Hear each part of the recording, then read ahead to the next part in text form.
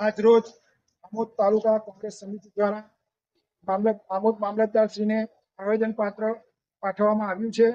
જે જગતનો તાત કહેવાય તે આમોદ તાલુકાના ખેડૂતોને સમયસર જે યુરિયા ખાતર ઉપલબ્ધ થતું નથી, છતાં ઉપરથી સમયસર પુરવઠો આવતો નથી. તે માટે અમે આજે મામલતદારશ્રીને રજૂઆત કરી તથા આવેદનપત્ર આપ્યું અને મામલતદારને કીધું કે તાત્કાલિક યુરિયા ખાતરનો જથ્થો સમયસર પૂરો પાડવામાં આવે તો ખેડૂતને આર્થિક રીતે સદ્ધર થાય અને ખેડૂતોને પડતી મુશ્કેલીનો અંત આવે. એ બાબતે અમે આજે રજૂઆત કરી છે. આજ રોજ મામલતદાર ખેડૂતોને સોસાયટી છે મંડળીઓ અહીંયા 4.5 ખાતર મળતું નથી.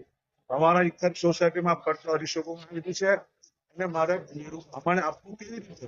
અને એની પાછળ પૂરેપૂરી તમારે 500 જોતી હોય તો એની પાછળ તમારે ડાય ખાતર અથવા પોચ ખાતર લેવું પડે છે અને તો જ અમને પૂરી ટોલી મળે. તો એ રીતે સરકારની આ નીતિ છે. ખેડૂતો વિરોધ છે.